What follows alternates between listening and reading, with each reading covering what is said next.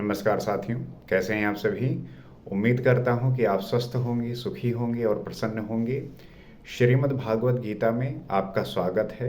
हम यहाँ पे ये समझने का प्रयास करते हैं कि श्री कृष्ण ने जीवन को लेके जो हमें ज्ञान दिया है, हमें कैसे जीवन जीना है और संसारिक जीवन में ना बंध कर, अर्थात आप इस क्षणिक और टेम्परेरी जीवन को न जीते हुए उस शाश्वत सनातन आनंद की तलाश में, उसके प्राप्ति के लिए आप किस प्रकार से अपने आप को उसमें लगाने का, उसमें प्राप्त करने का, उसमें पाने का, उसमें जो आपकी संपूर्णता है, आपकी जो श्रद्धा है, आपका जो लगन है, आपकी जो तत्परता है, वो कितनी ज़्यादा है, इस बात पे निर्भर करती है। तो हम उस शाश्वत, उस परम ब्रह्म परमात्मा को प्राप्त करने का जो माध्यम है, अर्थात जो रास्ता है, उसे किस प्रकार देखते हैं, उसे हम किस प्रकार से अपने आप को पाने की कोशिश करते हैं। तो उसी में श्री कृष्ण ने अपने बोध से, अपने ज्ञान को जो है श्रीमद् भागवत गीता जो उसी का रूप है उसमें बताया है, उसको अगर हम सीख गए तो हमारे जीवन के बहुत सारे ऐसे जो भ्रम हैं, जो प्रश्न हैं, वो दूर हो सकते हैं और हमारा जो जीवन है वो उत्कृष्ट हो सकता है, वो अच्छा हो सकता है। तो उसी पे श्री कृष्ण कहते हैं, तस्माद् ज्ञान संभूतम हृद स्थितम ज्ञाना सिनात्मना छित्त्वेनं संशयम योग मातिष्ठोतिष्ठ भारत। वो अर्जुन से कहते हैं, हे भरतवंशी अर्जुन, तू योग में स्थित हो और अज्ञान से उत्पन्न हुए हृदय में स्थित अपने इस संशय को ज्ञान रूपी तलवार से काट। श्री कृष्ण अर्जुन से यही बात कह रहे हैं कि हे अर्जुन, तू योग में स्थित हो, और जब योग में तू स्थित होगा तभी जो है अज्ञान से जो उत्पन्न हुए हृदय में जो संशय होता है, जो भी आपके संशय हैं, जो भी आपकी अज्ञानता है, वो आपके ज्ञान रूपी तलवार से ही कटेगा। तो तू जो है योग में स्थित हो, अर्थात अपने आप को उस परम ब्रह्म परमात्मा से जोड़ने की कोशिश को करो। क्योंकि संसारी जीवन में जो व्यक्ति जी रहा होता है वो अपने आप को भिन्न मानता है, उसमें द्वैत का भाव होता है, और जब तक अद्वैत नहीं आएगा, अर्थात आप परमात्मा से जुड़ेंगे नहीं, उसके अंश बनेंगे नहीं, तब तक वो सनातन और शाश्वत आनंद की प्राप्ति नहीं हो सकती, मुश्किल होगी। तो युद्ध के लिए खड़ा हो। वो युद्ध कौन सा? जो आपके बीच में द्वंद्व चल रहा है। द्वंद्व किस बात का? यही कि हमारे अंदर जो भिन्नता है, हमारे अंदर जो अलगाव है, उसको लेके हमें एक होना है, हमारी एकता को प्रदर्शित करेगा। तो जब साक्षात्कार में बाधक संयम संशय रूपी शत्रु मन के भीतर है, तो बाहर कोई किसी से क्यों लड़ेगा? तात्पर्य यह है कि जो साक्षात्कार बाधक है, जो संशय रूपी हमारा शत्रु है, ये हमारा मन ही है और भीतर है। तो जाहिर सी बात है कि बाहर फिर कोई किसी से क्यों लड़ेगा, जब आपके अंदर ही शत्रु है। यही मन ही तो है ना, हम जो हमें विभिन्न तरीके से भटकाता है, विभिन्न तरीके से अलग करता है, और जब हम इसको साध लेते हैं तभी हमारा जो जीवन है, हमारा जो रास्ता है, वो क्लियर हो जाता है, साफ हो जाता है। तो वस्तुतः जब आप चिंतन पथ पर अग्रसर होते हैं, तब संशय से उत्पन्न बाह्य प्रवृत्तियां बाधा के रूप में स्वाभाविक हैं। ये मैंने आपको पहले भी बताया है कि जब आप साधना के पथ पर होते हैं, जब आप चिंतन पथ पर होते हैं, उसमें अग्रसर होते हैं, तो जो संशय उत्पन्न करने वाली बाह्य प्रवृत्तियां हैं, अर्थात जो सांसारिक स्वभाव है, सांसारिक स्वभाव को जीते हुए आप रह रहे हैं, वो जो है फिर आपके मार्ग में बाधा बनती हैं।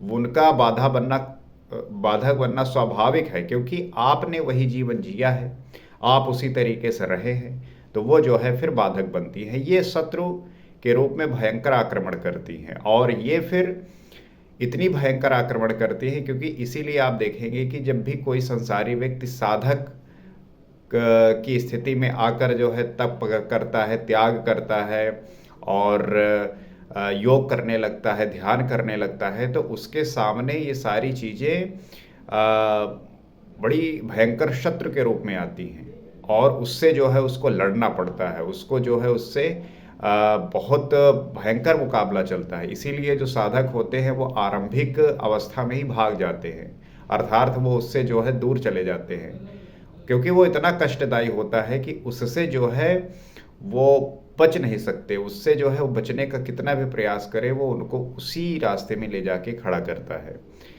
तो संयम के साथ यज्ञ की विधि विशेष का आचरण करते हुए इन विकारों का पार पाना ही युद्ध है, जिसका परिणाम परम शांति है। तो ये युद्ध ऐसा नहीं कि आप जो है हिंसा कर रहे हैं बाहरी दुनिया में, ऐसा कुछ नहीं है। इसका मतलब ये हुआ कि आपका जो संयम है और यज्ञ की जो विधि विशेष आचरण है, उसको करते हुए इन विकारों का पार पाना ही शुद्धता है। इनका पार पाना ही युद्ध है। अर्थात आप जो है उस संयम रूपी यज्ञ विधि के द्वारा जो आपके विकार हैं उनका जो युद्ध चलेगा और उससे जो आपको परिणाम मिलेगा वो परम शांति होगी। तो उसी परम शांति की तलाश में, उसी परम शांति की को जानने में हमें जो है इस प्रकार की बाधा को जो है लड़ना पड़ता है। उससे जो है हमारा युद्ध होता है, और जब उसमें हम जीतते हैं तब जो परिणाम निकलता है वो परम शांति के रूप में होता है। तो क्या यही अंतिम विजय है जिसके पीछे हार नहीं है? तो यही अंतिम विजय है, और यहीं पे प्राप्त होने के बाद इसके पीछे फिर किसी भी प्रकार का हार नहीं होता। यही होता है जहाँ पे आपको संपूर्णता प्राप्त होती है। तो इसमें हम जानने का प्रयास करते हैं कि हमने इस अध्याय में सीखा क्या, क्योंकि आवश्यक हो जाता है कि हम जब किसी बात को समझें तो उसका जो है विश्लेषण करें। तो चतुर्थ अध्याय को हम किस तरीके से देखते हैं, तो इसमें श्री कृष्ण ने यही कहा कि इस योग को आरंभ में मैंने सूर्य के प्रति कहा, सूर्य ने मनु से, और मनु ने इक्ष्वाकु के प्रति कहा, और उनसे राजर्षियों ने कहा। तो इस बात को श्री कृष्ण प्रकट कर रहे हैं कि सर्वप्रथम मैंने सूर्य को कहा, सूर्य ने मनु को कहा, और मनु ने फिर जो है इक्ष्वाकु को कहा, और उसके बाद जो है उनसे राजर्षियों ने जाना। मैंने अथवा अव्यक्त स्थिति वाले ने कहा, महापुरुष भी अव्यक्त स्वरूप वाला ही है, शरीर तो उसके रहने का मकान मात्र है। चूंकि हमारी आत्मा ही सत्य है, वही सनातन है, शरीर तो एकमात्र साधन है उसमें रहने के लिए, तो मकान मात्र है। जैसे मकान बना होता है ईंट पत्थरों का, उसके अंदर हम रहते हैं, उसी प्रकार हमारा ये शरीर भी होता है। तो ऐसे महापुरुष की वाणी में परमात्मा ही प्रवाहित होता है, और जो व्यक्ति इस बात को महसूस करता है वैसा जीता है, तो उस महापुरुष के वाणी में जो है परमात्मा निवास करते हैं। इसीलिए आप देखेंगे जो संत होते हैं उनके एक एक शब्द जो है बहुत महत्वपूर्ण होते हैं। क्यों? क्योंकि उनका जो पूरा कनेक्शन होता है, वो जो जी रहे होते हैं वो परम ब्रह्म परमेश्वर की आत्मा के स्वरूप होते हैं, वो एकत्व में होते हैं। तो वो जो कह रहे होते हैं वो समझ लीजिए कि आप ब्रह्मवाणी कह रहे होते हैं। इसीलिए जो है उनके बातों का इतना महत्व है, उनके आशीर्वाद का इतना महत्व होता है। ऐसे किसी महापुरुष से योग सूर्य द्वारा संचारित होता है। उस परम प्रकाश रूप का प्रसार सुरह के अंतराल में होता है, इसलिए सूर्य के प्रति कहा है। श्वास में संचारित होकर वह संस्कार रूप में आ गए, श्वास में संचारित होकर वो संस्कार रूप में आ गए, वो संस्कार में आने लगते हैं। उसके बाद सुरा में संचित रहने पर, समय आने पर वही मन में संकल्प बनकर आ जाता है, और उसमें जब संचित होते हैं तब समय जब आता है तो इसी मन में संकल्प बनकर ये जो है चल देते हैं। तो उसकी महत्ता समझने पर मन में उस वाक्य के प्रति इच्छा जागृत होती है और योग कर्म रूप ले लेता है। क्रमशः उत्थान करते करते ये योग रिद्धियों सिद्धियों की राजर्षित्व श्रेणी तक पहुँचने पर नष्ट होने की स्थिति में जा पहुँचता है। किंतु जो प्रिय भक्त हैं, अनन्य सखा हैं, उसे महापुरुष ही संभाल लेते हैं। तो कहने का तात्पर्य यह है कि जब आप इस रास्ते से गुजरते हैं तो आपके अंदर की जो उन्नति है, आपका जो अंतर्दृष्टि है वो विकसित होने लगता है। वो धीरे धीरे अपने आप को ऊंचाई पे ले जाता है, और एक समय आने पर वो आपको उस स्थिति में लेके आता है जहाँ पे जो एक साधक परम शांति को प्राप्त करना चाहता है। तो अर्जुन के प्रश्न करने पर कि आपका जन्म तो अब हुआ है, योगेश्वर श्री कृष्ण ने बताया अव्यक्त अविनाशी अजन्मा और संपूर्ण भूतों में प्रवाहित होने पर भी आत्ममाया योग प्रक्रिया द्वारा अपनी त्रिगुणमयी प्रकृति को वश में करके मैं प्रकट होता हूँ। जैसा कि हमने पिछले एपिसोडों में देखा ही कि किस प्रकार से श्री कृष्ण ने बताया कि अव्यक्त अविनाशी अजन्मा और संपूर्ण भूतों में प्रवाहित होने पर भी जो आत्म माया है वो योग प्रक्रिया द्वारा अपनी त्रिगुणमयी प्रकृति से वश में करके वो प्रकट होते हैं। और प्रकट होकर करते क्या है, तो साध्य वस्तुओं को परित्राण देने तथा जिनसे दूषित उत्पन्न होते हैं उनका विनाश करने के लिए, परम धर्म परमात्मा को स्थिर करने के लिए मैं आरंभ से पूर्ति पर्यंत पैदा होता हूँ। मेरा वो जन्म और कर्म दिव्य है। तो ईश्वर क्यों जन्म लेता है, उसका क्या कारण है, ये भी हमने समझा है।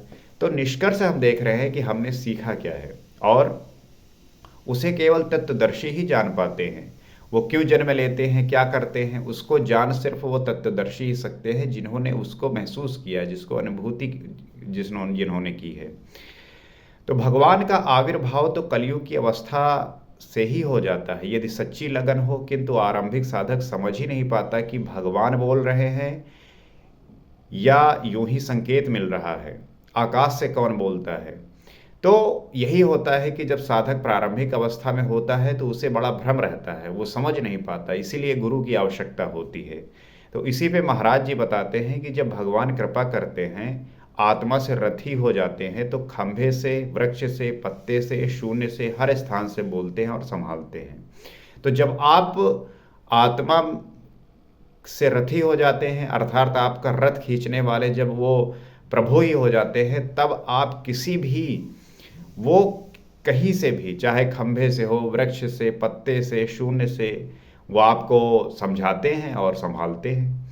उत्थान होते होते जब परम तत्व परमात्मा विदित हो जाए, तभी स्पर्श के साथ ही वो स्पष्ट समझ पाता है। और जब ये निरंतर वो प्रक्रिया करता रहता है, तब उसको जो है वो स्पष्ट समझ में आने लगता है, चीज़ें उसे दिखने लगती हैं। इसलिए अर्जुन, मेरे उस स्वरूप को तत्वदर्शियों ने देखा है और मुझे जानकर वे तत्क्षण मुझ में ही प्रविष्ट हो जाते हैं, जहाँ से पुनः आवागमन में नहीं आते। तो श्री कृष्ण यही बात कहते हैं कि तत्वदर्शियों ने ही मुझे देखा है और मुझे वो जान पाए हैं, और जैसे ही वो जान पाते हैं, जैसे ही वो प्रविष्ट हो पाते हैं मुझ में, वैसे ही जो है वो आवागमन से मुक्त हो जाते हैं, अर्थात उनका जीवन मोक्ष को प्राप्त हो जाता है। तो इस प्रकार उन्होंने भगवान के आविर्भाव की विधि को बताया कि वो किसी अनुरागी के हृदय में होता है, बाहर कदापि नहीं। श्री कृष्ण ने बताया, मुझे कर्म नहीं बांधते, और इस स्तर से जो जानता है उसे भी कर्म नहीं बांधते। तो ईश्वर को कर्म नहीं बांधते, आप इसी कर्म के लोक बंधन में बंधे रहते हैं। लेकिन जो तत्वदर्शी इस संसार में रहकर भी इससे नहीं बनता, तो वो ईश्वर को जान लेता है, वो उसी में सम्मिलित हो जाता है। यही समझकर मुमुक्षु पुरुषों ने कर्म का आरंभ किया था कि उस स्तर से जानेंगे तो जैसे श्री कृष्ण, वैसा ही उस स्तर से जानने वाला वो पुरुष, और जान लेने पर वैसा ही वो मुमुक्षु अर्जुन। तो इसी कर्म को करते हुए धीरे धीरे हम जब चीज़ों को जानने का प्रयास करते हैं, तो जिस प्रकार संसारी होते हुए अर्जुन ने जाना, जैसे तत्वदर्शी जानते हैं, उसी प्रकार कोई भी जान सकता है। तो ये उपलब्धि निश्चित है यदि यज्ञ किया जाए। यज्ञ का स्वरूप बताया, यज्ञ का परिणाम परम तत्व परम शांति बताया। इस ज्ञान को पाया कहाँ जाए, इस पर किसी तत्वदर्शी के पास जाने और उन्हीं विधियों से पेश आने को कहा, जिससे वह महापुरुष अनुकूल हो जाए। तो इस परम शांति को, परम तत्व को कैसे प्राप्त कर सकते हैं, यज्ञ का परिणाम क्या है, और किसी तत्वदर्शी के पास जाएं और उससे जो है इन विधियों को जो है सीखें, और सीखते हुए, उसके साथ रहते हुए उस अनुकूलता का जो है वो अनुभव करें, तब जो है उसको ये बात समझ में आएगी। तो योगेश्वर ने यही स्पष्ट किया कि वो ज्ञान तू स्वयं आचरण करके पाएगा, दूसरे के आचरण से तुझे नहीं मिलेगा। अगर तुम सोचो कि किसी तत्वदर्शी के आप संग में हो और उसके प्रभाव से आप बदल जाएं, प्रभाव पड़ेगा, परंतु करना आपको ही पड़ेगा। तो वह भी योग की सिद्धि के काल में प्राप्त होगा, प्रारंभ में नहीं। जब आप योग करेंगे और निरंतर करते रहेंगे, तब जो है आपको वो सिद्धि प्राप्त होगी।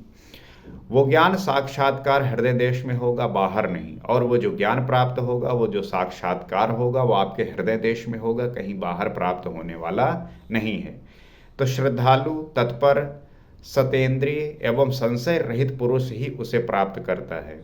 तो जो श्रद्धालु होते हैं, जो तत्पर होते हैं, जो सतेंद्रिय होते हैं, संयतेंद्रिय होते हैं, संयम रहित पुरुष होते हैं, वही प्राप्त कर पाते हैं। अन्यथा किसी के बस की बात नहीं। आप सोचिए कि आप संसारी हैं, भोगी हैं, और आप प्राप्त भी कर ले ईश्वर को, तो ऐसा संभव नहीं है। आप गलत जी रहे हैं, आपको ये बदलने की आवश्यकता है। अतः हृदय में स्थित अपने संशय को वैराग्य की तलवार से काट। तो हृदय में जो भी आपका संशय है उसे वैराग्य की तलवार से काटना होगा, तभी जो है आपको उसका लाभ प्राप्त हो सकता है।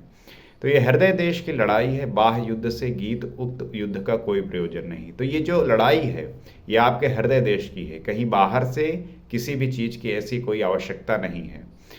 इस अध्याय में योगेश्वर श्री कृष्ण ने मुख्य रूप से यज्ञ के स्वरूप का स्पष्ट किया कि यज्ञ क्या है, किस प्रकार से किया जाता है, इसी के स्वरूप को बताया है। बताया कि यज्ञ यज्ञ जिससे पूरा होता है उसे करने का नाम कर्म है। तो यज्ञ जैसे पूरा होता है उसी के करने का नाम कर्म है। जो आप कुछ भी कर रहे हो ये कर्म नहीं है, ये दरअसल लोक बंधन का कारण है कि आप अपने जीवन जीने के लिए कर्म कर रहे हैं। तो कर्म को भली प्रकार इसी अध्याय में स्पष्ट किया। कर्म क्या है इस बात को हमने समझा, और किस प्रकार से हम यज्ञ के माध्यम से कर्म को जान पाए इस अध्याय में हमने ये समझा।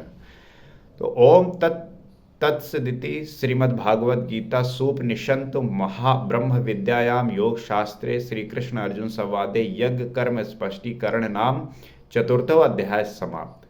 यहाँ पे हमारा चौथा अध्याय समाप्त होता है, और अगले एपिसोड में हम पांचवा अध्याय प्रारंभ करेंगे और उसके आगे ये सीखेंगे कि श्री कृष्ण ने अर्जुन को और कौन सी बातें बताई, और धीरे धीरे हम सारी बातों को समझते जाएंगे और हमारा जो भ्रम है, हमारा जो संशय है, हमारा जो अज्ञान है, हमारा जो अबोध है, हमारा जो अस्पष्टता है जीवन जीने की, जीवन में देखने की, सुनने की, समझने की, वो सब हम सीख पाएंगे। और जब निरंतर हम इसी अभ्यास में रहेंगे, इसी निरंतरता में रहेंगे, तो हमारा जीवन जो है प्रकाशित होगा, प्रफुल्लित होगा और आनंदमय होगा।